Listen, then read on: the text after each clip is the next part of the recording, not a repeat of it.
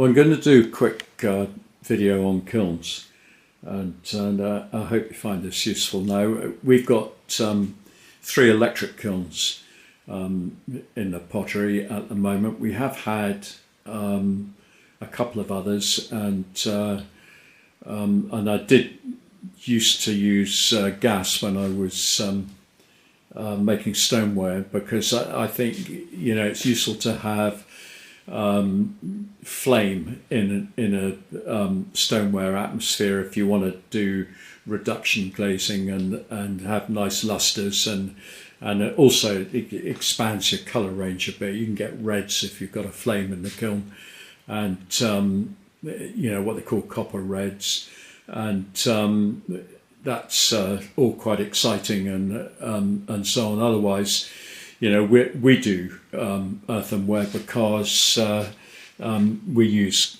a lot of illustration, and that means using a lot of colour, and this sort of thing would actually be much harder to do in stoneware, and so we don't do stoneware.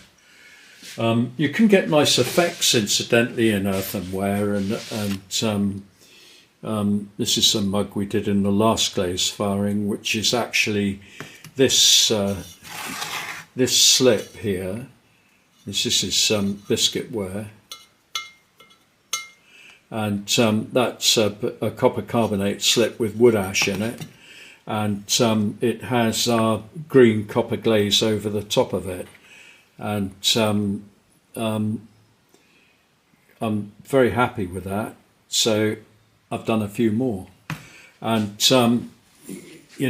it's basically how most potters fire with electricity, and so I think if you're starting off, you're almost certainly going to be doing that, and so it's worth just spending a little bit of time discussing the pros and cons of the top loaders and front loaders, and also showing you how to measure the temperature in them. So that's our biggest kiln there, and when I bought that, it came with that controller there, which is a Cambridge controller, and it doesn't work anymore.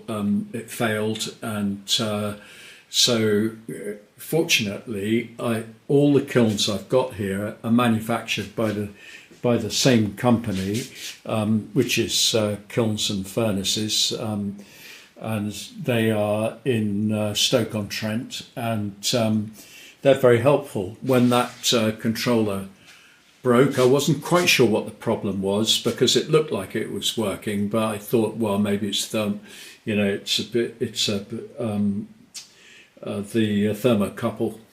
And so he was very helpful and talked me through it, and we came to the conclusion that actually no, it's the controller that's gone. And he said, when I told him I had 2 more of his kilns, and he said, oh, that's all right, you can plug one of the controllers for the other kilns into the one, substitute it for the one that's broken, and it'll work. If it's made by us, it's wired in the same way, so the kiln will operate in the same way as the others.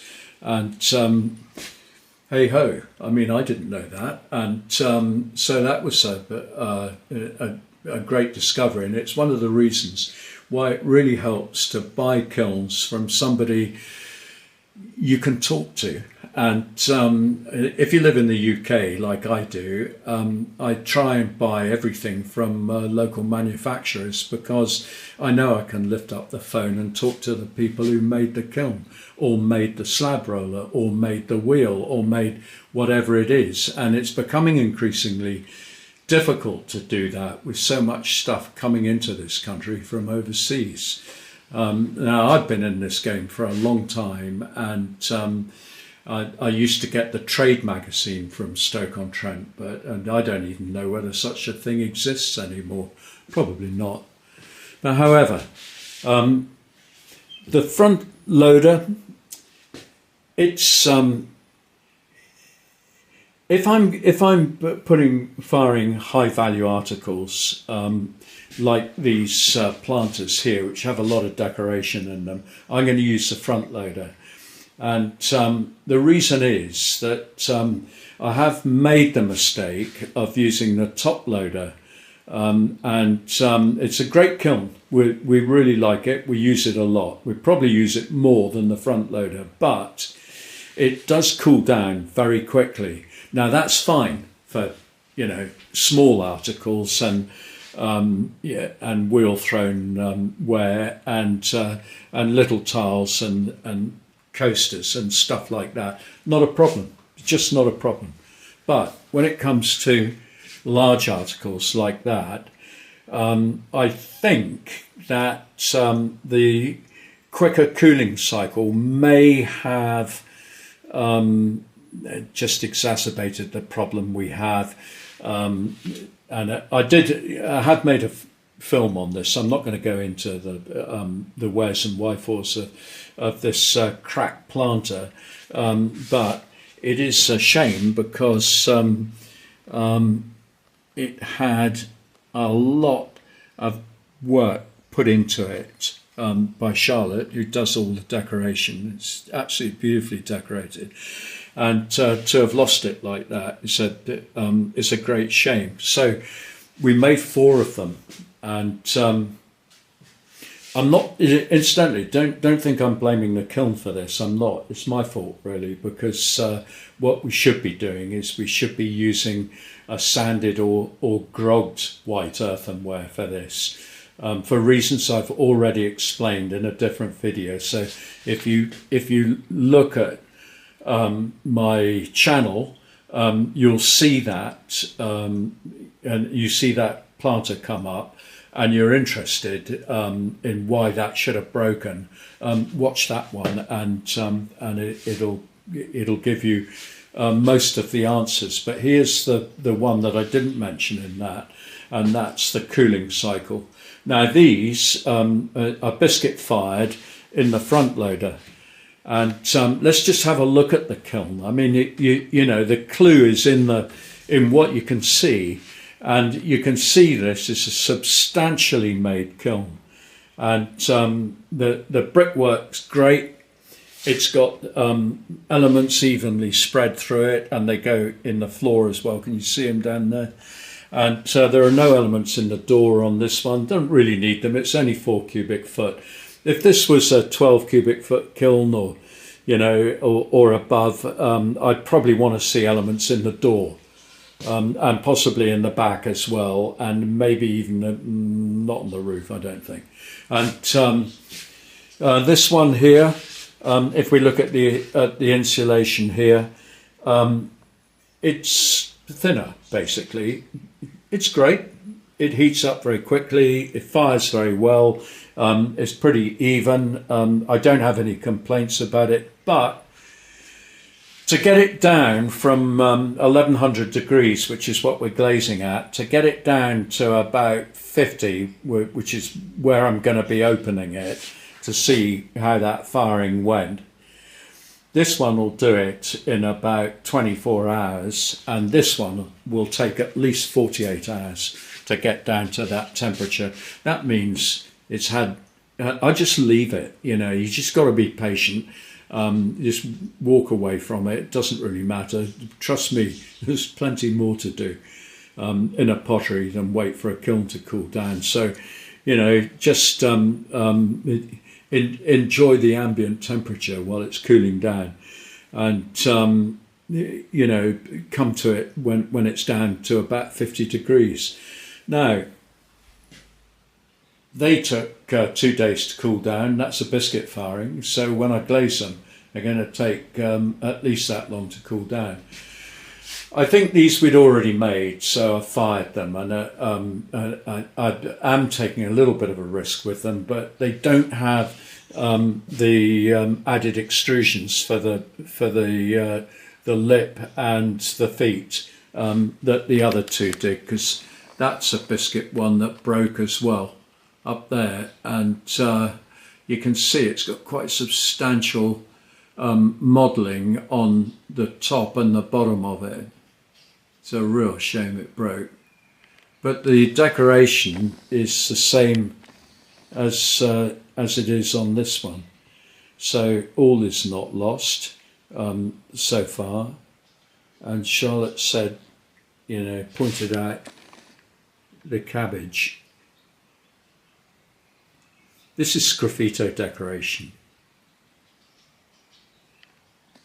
In other words, it's scratched through to the body underneath. That's really why we're using this white earthenware. But that's not to say I can't get another white earthenware that's a little more resistant to thermal shock. And then the way to do that, I think, is to get a body which has grog or sand added into it to open it up a little bit. And that generally is what you do if you're making domestic wear, and that makes it a bit tougher. This is too closed a body, really, and it needs to be opened out a bit more. It's great for tiles, and it gives us a terrific canvas for decorating on. But you know, like a lot of things, it's very difficult to find something that is absolutely perfect at everything when it comes to clays. So so there we are. That's why I'm firing in this front loader, and why really I wouldn't be without it. And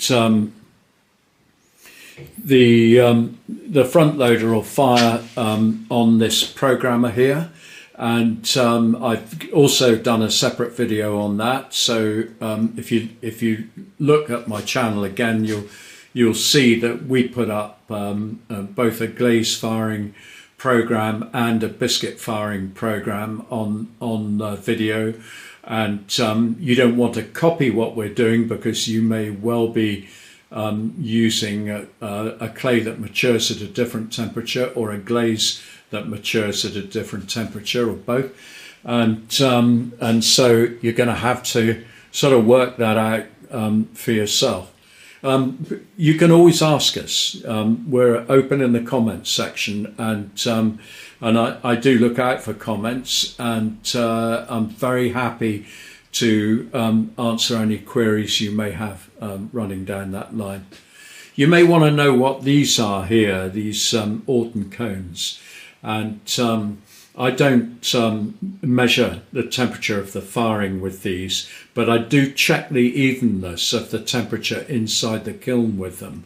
So when they're knocked right over, like that one, or like this one, I can see that that's got hotter than, say, this one, because actually they're both the same cone.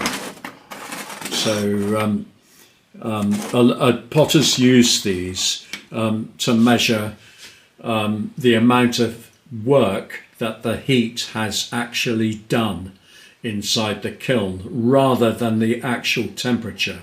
These won't tell you the temperature, they'll tell you the effectiveness of the heat in the particular part of the kiln in which you put the cone. So if you've got a big kiln and you spread these out a little bit, and you're worried that, you know, some pots aren't firing very well, then you know, check it out with a cone and see what your cone looks like. The one at the back has been fired. You can tell that because the clay that I've stuck it in is fired, but it hasn't bent at all. Look, so it hasn't got anywhere near its value temperature, which is 1100 on that particular cone, so they're useful from that point of view. These programmers are great. I thoroughly recommend them, and so if you haven't got one of those, you'll need at least a digital pyrometer with a thermocouple like that. And if you haven't got one of those, you're back to the Stone Age with one of these, which is an analog pyrometer, and that will show you approximately the temperature inside the kiln when it's attached to one of those, the pyrometer. And I'm sorry, the thermocouple, not the pyrometer. This is the thermocouple here. That needs to be stuck inside the atmosphere of the kiln through a spy hole, or sometimes they were used to be provided on the doors of kilns, but you don't seem to get them quite as much now.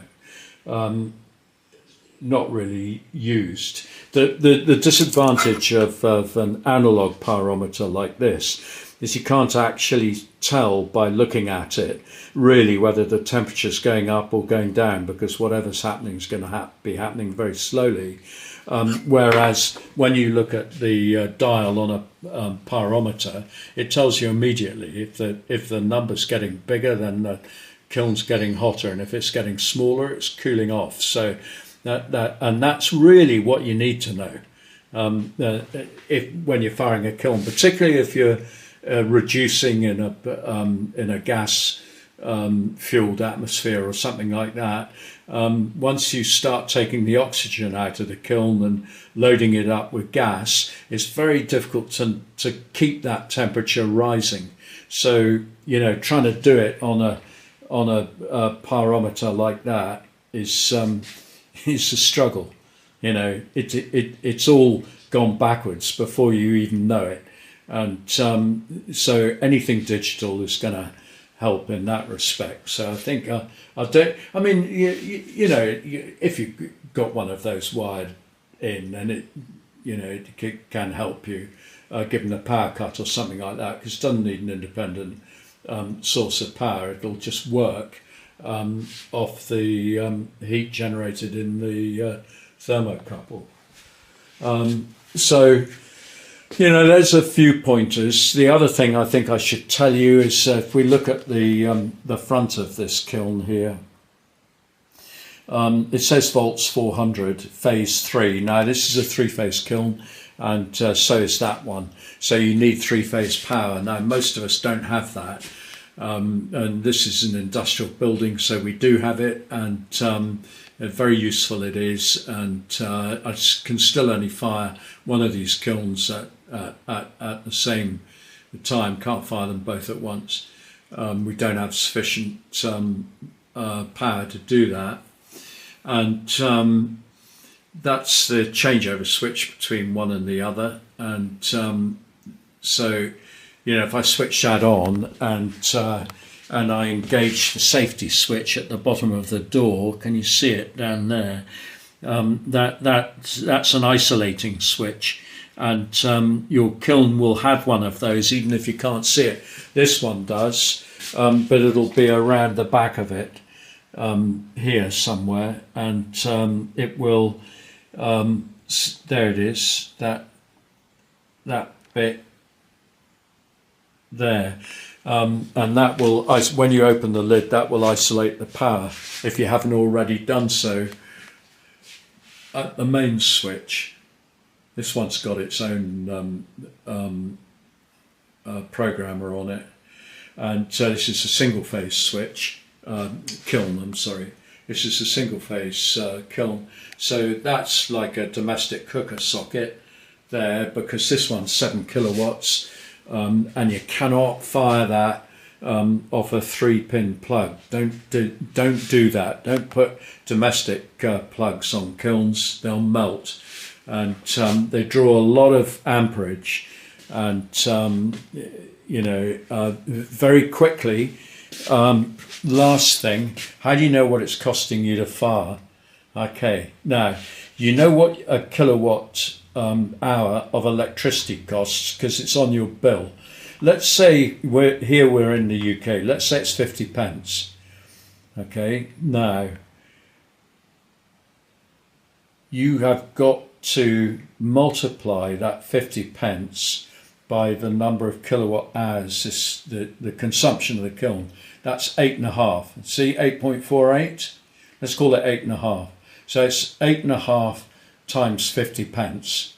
Okay, now you've got to multiply that by the number of hours the firing took. Say it's 10 hours, multiply it by 10. Now take 30% away, because the kiln isn't always firing. You know, it's got coils in the back of it that will switch it on, switch it off, and switch it on and switch it off. And about 30% of the time it's off, not on. So you take 30% away from that final calculation, and there you go. Now you know what it costs to fire the kiln.